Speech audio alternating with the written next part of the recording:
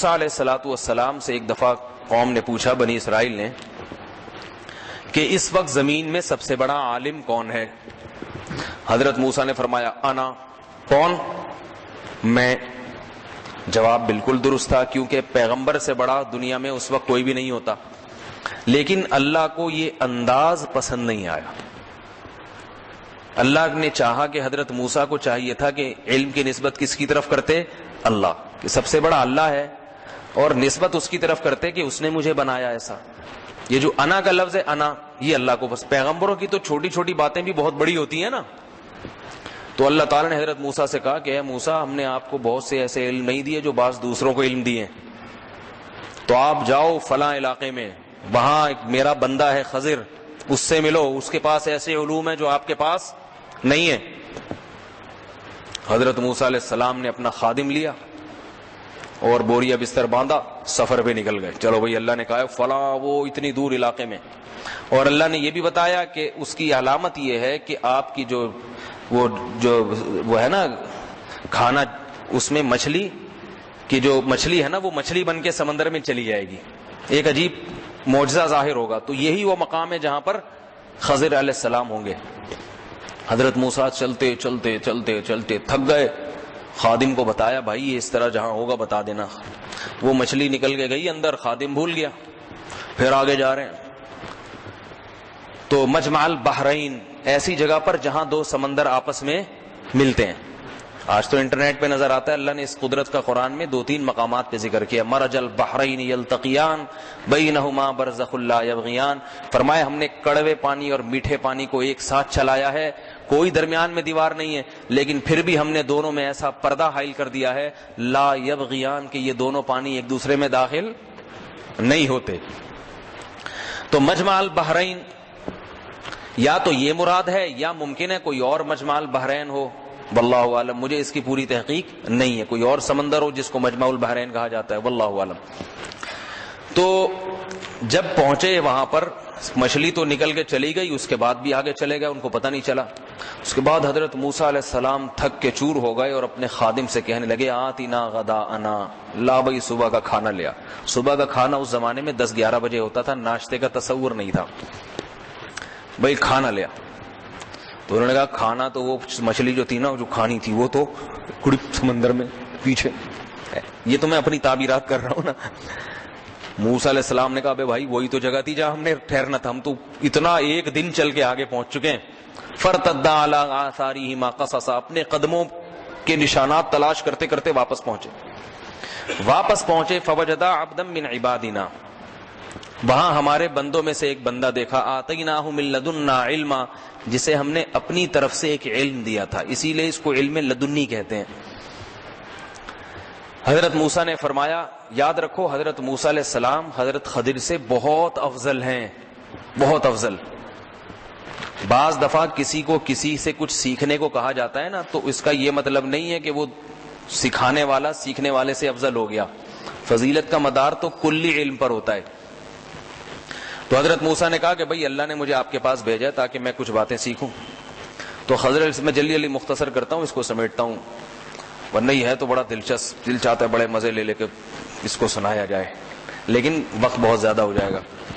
تو حضرت موسیٰ نے کہا کہ بھئی اللہ نے مجھے آپ کے پاس بھیجا ہے تاکہ میں آپ سے کچھ سیکھوں۔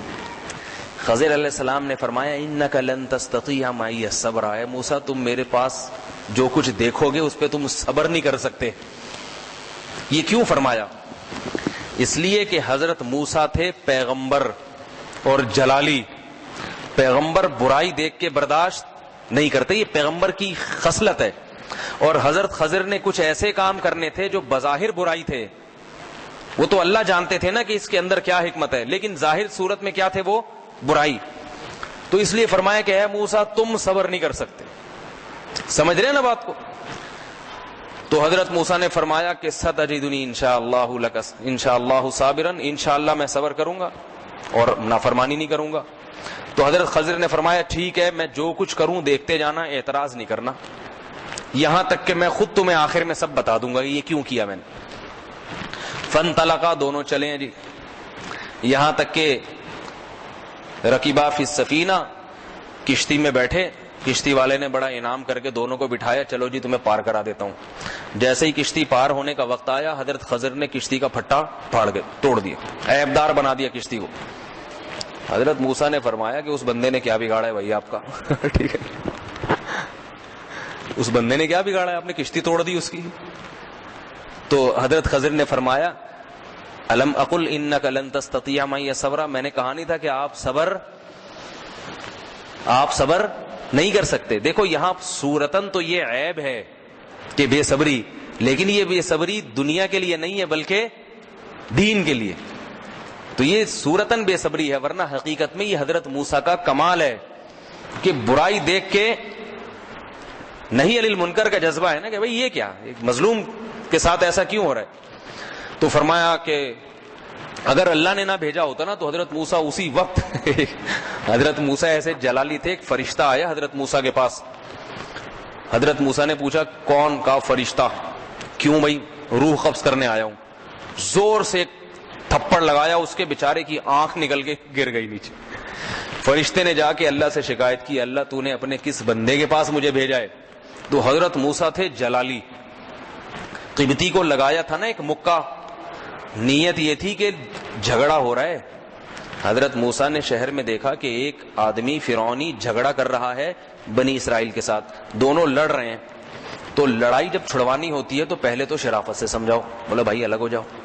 نہیں چھوڑ رہے ہوتے نا تو جا کے ایک ایک مکہ دونوں کو لگاتے ہیں, نہیں لگاتے لوگ, نہیں سمجھ میں آئی.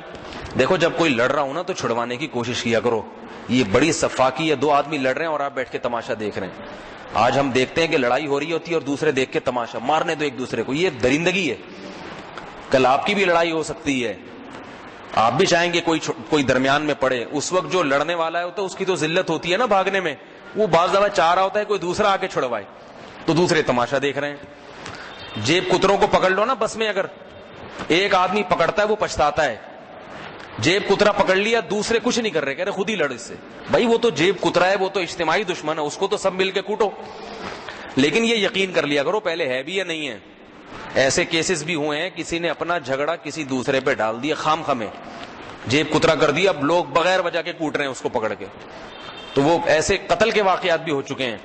ٹکر کسی اور نے ماری, پکڑا کسی اور کو. اب جب اور کو پکڑا, اس کو ایک مکہ لگایا تو سارے محلے والے آ گئے, بھائی اسی نے مارا. وہ کہہ رہے بھائی میں نے تو ٹکر ماری نہیں ہے, مار کے اس کو جان سے مار دیا. ایسے بھی واقعات ہوتے ہیں. تو پہلے یقین کر لو کہ یہ مجرم ہے بھی یا نہیں ہے. تو حضرت موسیٰ علیہ السلام نے فرمایا بھئی آپ نے کیا کیا ہے. ہاں, تو حضرت موسیٰ نے, وہ جو قبطی لڑ رہے تھے نا, حضرت موسیٰ نے چھڑوانے کے لیے ایک مکہ لگایا تھا اس کو کہ یہ لڑائی چھوڑے. تو حضرت موسیٰ کو علم نہیں تھا کہ میرے مکے میں اتنی طاقت ہے. ایک مکہ مارا, فقضا علیہ, وہ بندہ کلٹی, وہ کلٹی ہو گئے, مر گیا. حضرت موسیٰ نے فرمایا ھذا من عمل الشیطان, یہ تو شیطان کا کام ہو گیا ہے, میں نے تھوڑی کیا, یہ تو غلطی ہو گئی, یہ کیا ہو گیا میرے سے. انہ عدو مضل مبین, شیطان تو کھلا ہوا دشمن ہے, گمراہ کرتا ہے. ایک جان کا قتل کروا دیا اس نے مجھ سے. تو حضرت موسیٰ علیہ السلام نے کہا کہ یہ آپ نے کیا کیا. تو انہوں نے کہا میں نے کہا تھا کہ آپ صبر نہیں کر سکتے.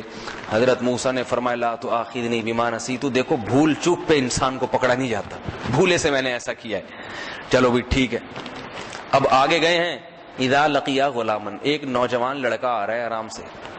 حضرت خضر نے اس کو پکڑا, مار کے پھینک دیا, قتل کر دیا. حضرت موسیٰ نے فرمایا قتلت نفسا زکیۃ بغیر نفس, ایک پاکیزہ نفس کو جس نے کسی کو قتل بھی نہیں کیا, بلا وجہ آپ نے اس کو جان سے مار دیا. حضرت موسیٰ نے فرمایا الم اقل لک انک لن تستطیع معی صبرا, میں نے کہا نہیں تھا کہ اے موسیٰ تم صبر نہیں کر سکتے میرے ساتھ. حضرت موسیٰ کو فوراً یاد آیا بھئی یہ کیا غلطی ہو گئی. فرمایا ان سألتک عن شیء بعدھا فلا تصاحبنی, دیکھو اب میں اپنی سزا خود ہی تجویز کرتا ہوں کہ اب اگر میں تم سے سوال کر لوں تو میری سزا یہ ہے کہ آپ مجھے الگ کر دیں اور مجھے اپنے ساتھ لے کے نہ جائیں. بھئی ٹھیک ہے, یہ ایگریمنٹ ہو گیا. اب نہیں. اب جب آگے گئے ہیں, ایک بستی میں ٹھہرے, بستی والوں سے گزارش کی کہ بھائی ہم مسافر لوگ ہیں, کچھ کھانے پانی کا کچھ انتظام ہو جائے. بستی والے تھے کنجوس, نہیں بھائی زیادتی کی. انہوں نے کہا نہیں مسافروں کو ہم ٹھکانہ نہیں دیتے.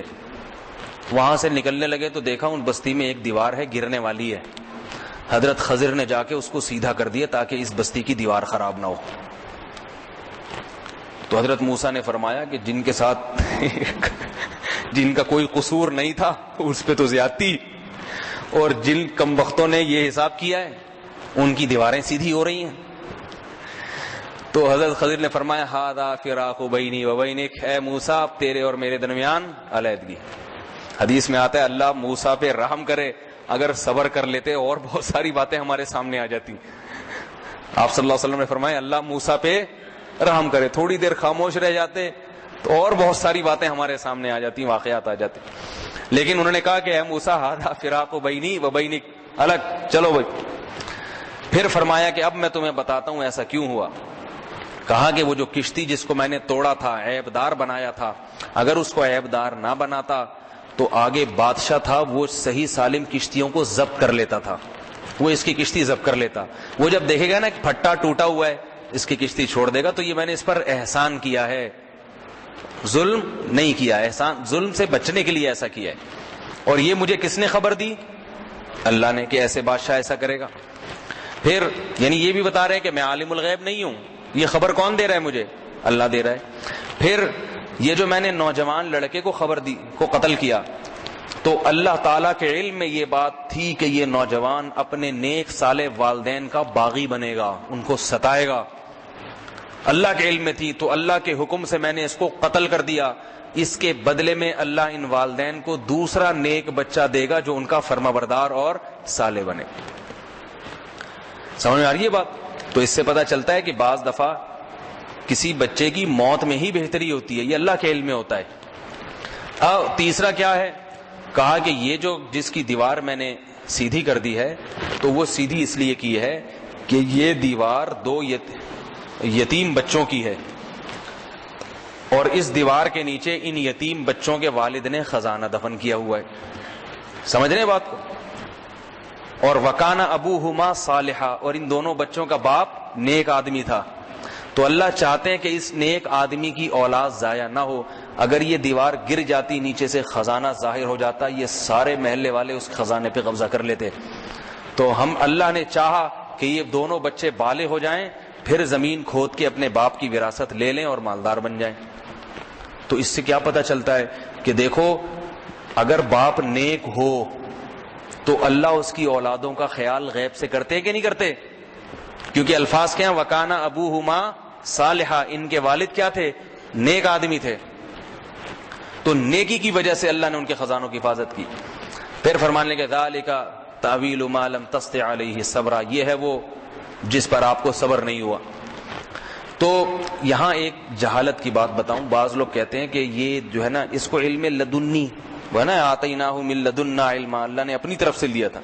تو آج بھی بہت سے صوفی ہیں وہ کہتے ہیں یہ جو ہم بات کر رہے ہیں نا، اب دیکھو حضرت خضر کا یہ عمل بظاہر شریعت کے خلاف تھا نا، بندہ مار دیا، لیکن کیوں مارا؟ علم لدنی، اللہ نے علم دیا تھا کہ بھئی یہ بچہ کیا بنے گا بڑے ہو کر؟ باغی. تو بعض لوگ کہتے ہیں کہ ہم بھی اگر نماز نہ پڑھیں یا کوئی خلاف شریعت کام کریں تو ایک تو مفتی ہے جو فتویٰ دے گا، جیسے حضرت موسیٰ علیہ السلام کہہ رہے تھے نا، وہ تو فتویٰ دے رہے تھے یہ حرام یہ حلال، تو یہ تو شریعت کا علم ہے جو مفتیوں کو ہوتا ہے. لیکن ایک ہے طریقت کا علم جو کس کو ہوتا ہے؟ حضرت خضر کے پاس تھا، وہ صوفیوں کے پاس آیا ہے. تو صوفیوں کی اور باتیں ہوتی ہیں، مفتیوں کی اور ہوتی ہیں. لہذا صوفی لوگ اگر کوئی الٹی سیدھی باتیں بھی کریں تو سمجھ لو کہ یہ علم لدنی ہے. تو یاد رکھو یہ علم ٹوپی ڈرامہ ہے. یہ کیا علم ہے؟ سمجھ رہے ہو بات کو؟ کوئی صوفی شریعت کے خلاف بات کرے نا اور کہے کہ میں کیا کر رہا ہوں، یہ علم ہے، میں نماز نہیں پڑھ رہا، کیوں بھائی؟ لدنی ہے بھائی. کیوں نہیں پڑھ رہا بھائی؟ تو جماعت سے مسجد میں کیوں نہیں آ رہا؟ یار علم لدنی ہے، مجھے اوپر سے اشارے ملتے ہیں کہ نہیں یہاں نہیں، ڈائریکٹ بیت اللہ میں جا کے پڑھو نماز. تو ایسا علم حضرت خضر علیہ الصلوۃ والسلام پر تو اللہ کی طرف سے وحی تھی یقینی، اس پر تو حجت قائم ہے. آج کوئی بھی ایسا نہیں ہے جو یہ دعویٰ کرے مجھے اللہ کی طرف سے یقینی علم ہے. زیادہ زیادہ الہام ہو سکتا ہے کسی کو، اور الہام قطعی چیز نہیں ہے، ظنی چیز ہے. ظنی سمجھتے ہو؟ غالب گمان کی حد تک ہے، یقینی نہیں ہے. جبکہ شریعت نے کسی چیز کو حلال یا حرام کہہ دیا وہ قطعی اور یقینی ہے. تو یہ موسیٰ علیہ السلام کے واقعے سے بعض جاہل صوفیوں کا یہ استدلال کہ مفتیوں کا دین الگ ہے اور طریقت الگ ہے، یہ جہالت کی باتیں ہیں. ہماری شریعت اللہ نے کامل کر دی. اب کوئی صوفی ہو یا کوئی صاحب طریقت ہو، اس کو بھی شریعت کو مقدم رکھنا پڑے گا. سمجھ رہے ہیں بات کو؟ اور وہی علم جو حضرت موسیٰ کے پاس تھا اسی علم کو فالو کرنا پڑے گا اس کو. اور یہ بھی یاد رکھیں، بعض لوگوں نے اس سے یہ نتیجہ نکالا ہے کہ خضر علیہ السلام جو تھے نا، جن کے پاس شریعت کا علم کم تھا، طریقت کا علم نکالتے ہیں. ورنہ تو طریقت جو ہے نا، جس کو تصوف کہتے ہیں، وہ شریعت سے الگ چیز ہی نہیں ہے، اسی شریعت کا ایک جزو ہے. وہ طریقت کہتے ہیں اپنے اندر اخلاص پیدا کرنا، دنیا کی محبت دل سے نکالنا، وہ تو شریعت ہی کا حکم ہے. لیکن ایک الگ سے پورا اس کا چیپٹر ہے تو اس کا ایک الگ نام دے دیا. تو اس سے بعض لوگ استدلال کرتے ہیں کہ حضرت خضر علیہ الصلوۃ والسلام کا مقام حضرت موسیٰ سے افضل تھا. یہ بھی غلط ہے. حضرت موسیٰ کلیم اللہ تھے. بعض دفعہ اللہ بس تنبیہ کے لیے کسی کو کسی کے پاس بھیج سکتے ہیں. اب دیکھو، ایک مفتی صاحب ڈاکٹر کے پاس جاتے ہیں نا، میرا علاج کر دیں. اب کیا ڈاکٹر صاحب مفتی صاحب سے افضل ہو گئے؟ بھائی وہ علم اس کے پاس ہے، وہ ان کے پاس نہیں ہے. اور ایک ڈاکٹر کسی سائیکل والے کے، کسی پنچر والے کے پاس جاتا ہے، کہتا ہے کہ بھائی میری گاڑی کو پنچر لگا دو. پنچر والا کہا ہے میرے ایک تو گھر پہ بڑے بڑے ڈاکٹر آتے ہیں، بڑے بڑے بریگیڈیئر کرنل یہاں کے گاڑیاں روکتے ہیں، جب تک میں ٹھیک نہ کروں آگے جا ہی نہیں سکتے. مجھے وزیر اعظم اگلا میں ہی ہوں گا. تو لوگ کہیں گے بھائی تو ٹھیک کیا کرتا ہے؟ پنچر لگاتا ہے نا، ہے بھائی. اور ڈاکٹر کس کے پاس پنچر لگاتا ہے. تو کوئی کسی کا کسی جز میں محتاج ہو جائے تو اس کا مطلب یہ نہیں ہے کہ یہ اس سے افضل ہو گیا. ڈاکٹر کا مقام بہرحال ایک پنچر والے سے دنیا میں افضل ہے. آخرت میں تو سب برابر ہیں. آخرت میں تو وہ ہے جس میں تقویٰ ہے. یہ میں اس لیے کہہ رہا ہوں کہ زیادہ ڈاکٹر بھی پھیلنے کی کوشش نہ کریں، تکبر نہ ان میں. سمجھ آئی نا بات؟ ممکن ہے ایک پنچر والا جو بیچارہ رات کو لے کے سائیکلوں کے پنچر لگاتا ہے، قیامت میں زیادہ اونچا مقام ہو، اور ڈاکٹر صاحب بیچارے جو ہے نا وہ پھنسے ہوئے ہوں. تو آخرت کا مدار تو کس پر ہے؟ تقویٰ پر. لیکن دنیا میں کس کو افضل سمجھا جاتا ہے؟ بھائی ڈاکٹر صاحب ہے، اگرچہ وہ اس کے محتاج ہوں. بعض دفعہ تو ڈاکٹر لوگ حکیموں کی دوائیں کھا رہے ہوتے ہیں. ایک سرجن کو میں نے دیکھا، کیپٹن تھے آرمی میں، بہت بڑے ڈاکٹر. ان کے پاس ایک آدمی گیا، اس نے کہا مجھے دل کا مرض ہے. اس نے ہومیوپیتھک دوا لکھی سرجن نے. اس نے کہا حضرت آپ تو ایلوپیتھک کے بڑے ماہر ڈاکٹر ہیں، آپ ہومیوپیتھک لکھ رہے ہیں. وہ ڈاکٹر تھا ایماندار. اس نے کہا اس میں ہومیوپیتھک کی دوا زیادہ اچھی ہے میرے علم میں. اس نے کہا آپ ہومیوپیتھک کو تو ڈاکٹر مانتے ہی نہیں. اس نے ایک اندر سے معجون نکالی حکیم کی اور کہا میں خود یہ کھا رہا ہوں، ہمدرد کی یا پتہ نہیں طیبی والوں کی یا کس کی تھی، قرشی کی، میں یہ خود کھا رہا ہوں. کہا یہ کیا بات ہے؟ اس نے کہا بھائی ہمیں ٹھیک ہونے سے مطلب ہے. بعض دوائیں حکیموں کی بڑی اچھی ہیں، وہ ٹھا کر کے لگتی ہیں جا کے. بعض ہومیوپیتھک کی اچھی ہیں، بعض ایلوپیتھک کی اچھی ہیں. جو اچھی لگے ہم تو وہ کھاتے بھی ہیں، کھلاتے بھی ہیں لوگ. لیکن آج کل ایسا حساب کتاب ہوتا نہیں ہے. حکیم کے پاس جاؤ، کہتے ہیں ڈاکٹر اور ہومیوپیتھک سارے فراڈی ہیں، انہیں کچھ آتا ہی نہیں ہے. ڈاکٹر کے پاس جاؤ، وہ ہومیوپیتھک کا مذاق اڑائے گا اور حکیموں کا بولے گا یہ تو بیوقوف ہے، لوگوں کو بیوقوف بنا رہے ہیں، اصل تو یہ ہے. اور ہومیوپیتھک کے پاس جاؤ تو وہ ایلوپیتھک کا ایسا نقشہ کھینچتے کہتے ہیں یہ تو بیمار کرنے کے علاوہ کچھ کرتے ہی نہیں آدمی کو. تو یہ سب ایک دوسرے کے ہیں. تو ہونا یہ چاہیے کہ بھائی جس میں جو چیز مفید ہے وہ لے لو وہاں سے. کیا خیال ہے؟ تو خیر، تو اللہ تعالیٰ نے حضرت موسیٰ علیہ السلام کو زیادہ اونچا مقام دیا ہے.